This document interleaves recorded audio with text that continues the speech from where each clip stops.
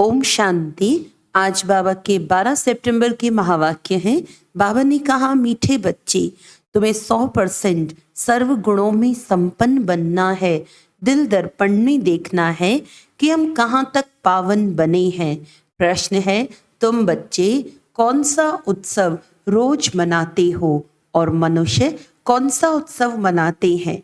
उत्तर है, तुम दैवी धर्म की स्थापना का अर्थात भारत को स्वर्ग बनाने का उत्सव रोज मनाते हो। रोज तुम्हें मनुष्य को देवता बनाने की सैपलिंग लगानी है।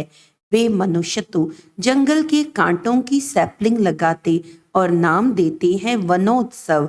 तुम कांटों से फूल बनाने का उत्सव रोज मनाते हो।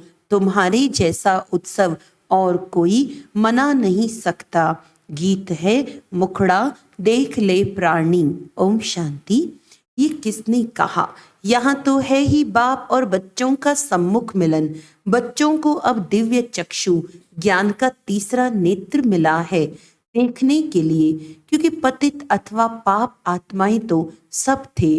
पतितों को पावन बनाने के लिए बाप श्रीमत देते हैं। ये श्रीमत देने वाला कौन है, उनको भी समझना चाहिए। वही बोलते हैं आत्माओं को। आत्मा जानती है मैंने इस शरीर से अच्छे कर्म किए हैं या बुरे कर्म किए हैं।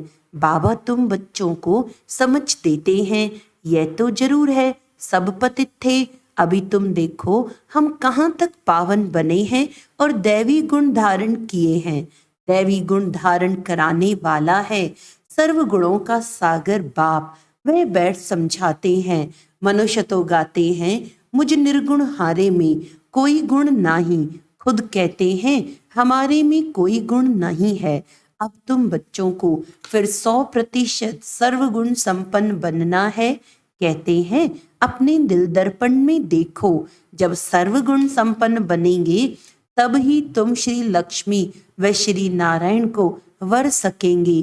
पहले पहले तो बाप का परिचय देना चाहिए, ऐसा जो बेहद का बाप है, जिसके लिए गाते हैं तुम माता पिता।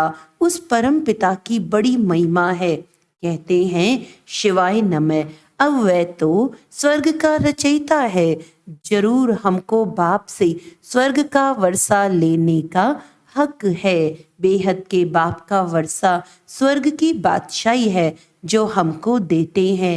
भारत को स्वर्ग की बादशाही थी, अभी नहीं है, जरूर बाप से मिली थी। भारत ही सचखंड बनता है। सच शिव बाबा का ये जन्म स्थान है, ये कोई नहीं जानते।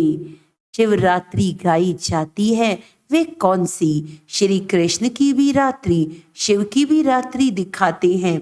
श्री कृष्ण का तो माँ के गर्भ से जन्म हुआ। शिव बाबा के लिए जन्माष्टमी तो वास्तव में नहीं कहेंगे। शिव बाबा आते ही तब हैं जब ब्रह्मा की रात होती है।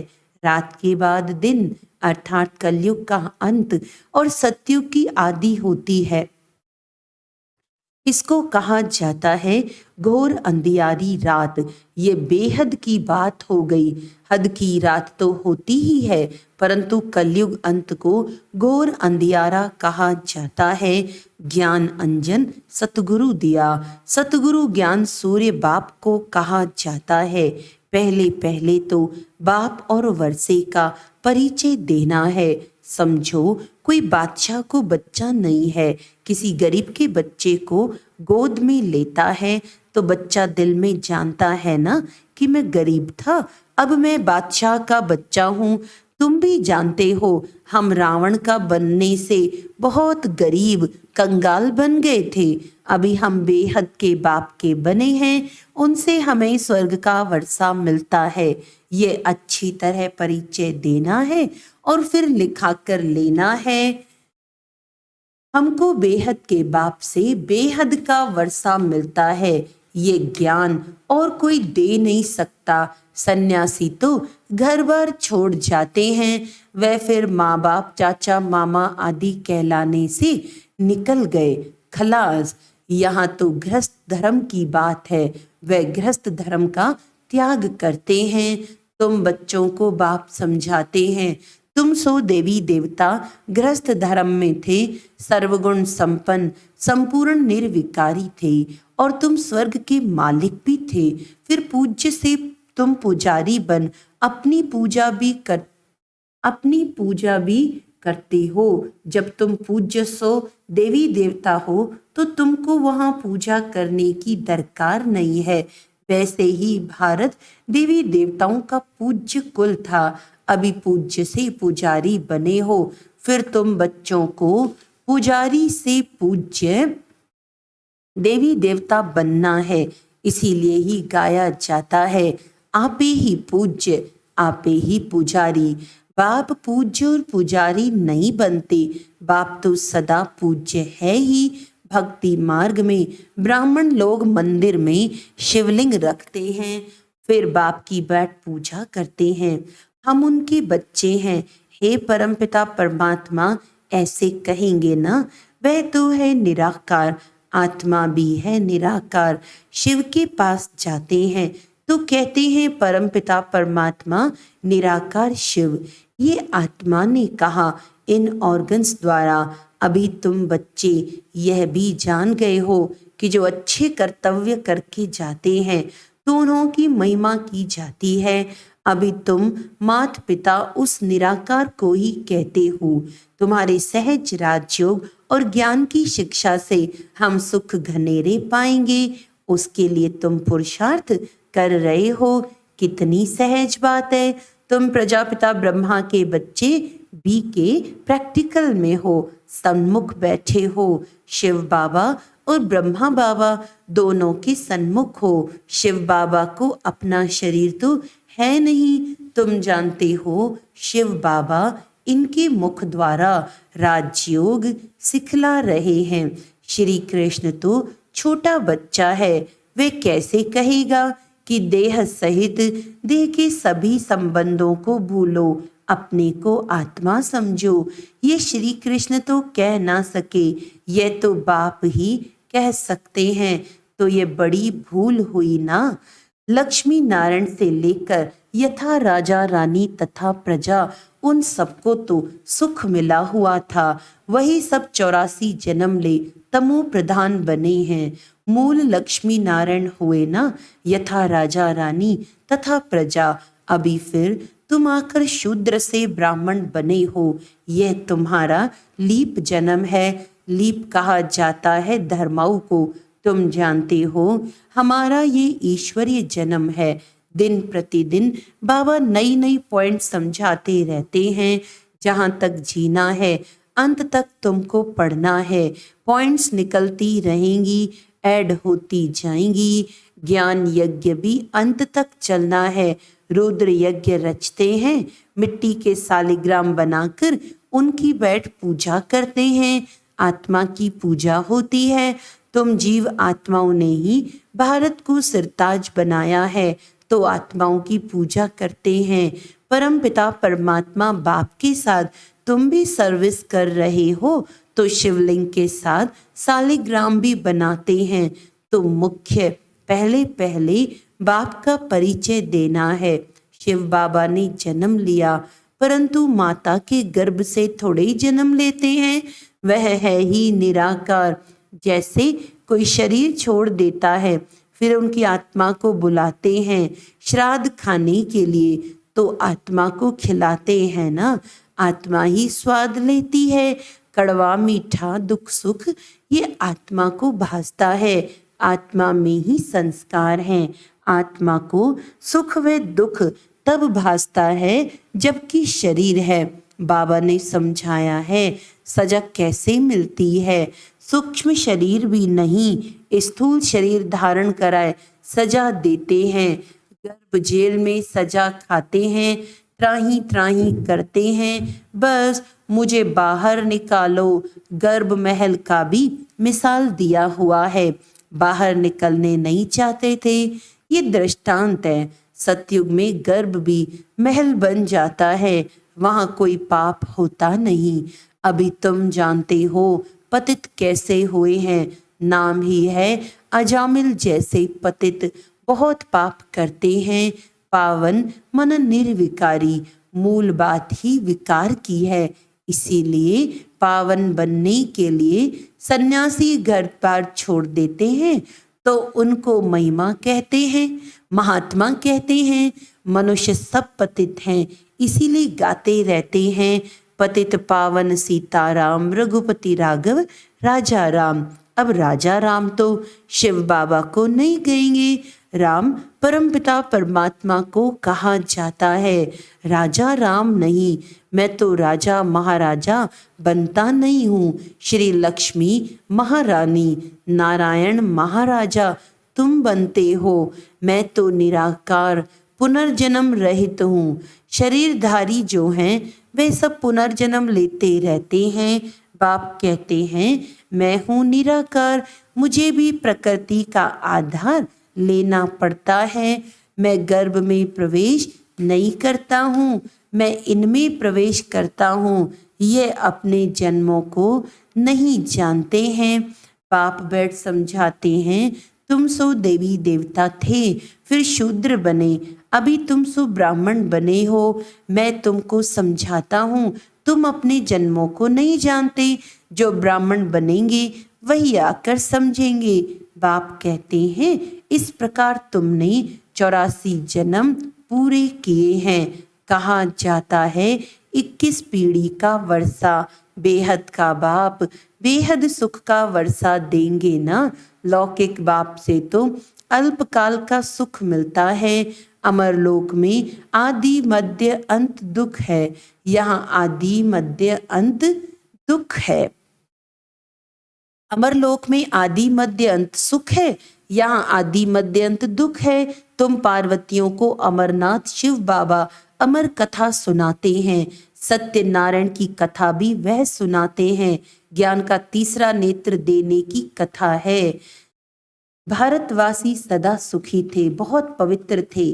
पवित्रता हेल्थ वेल्थ थी, कभी कोई बीमार भी नहीं पड़ते थे। नाम ही है स्वर्ग।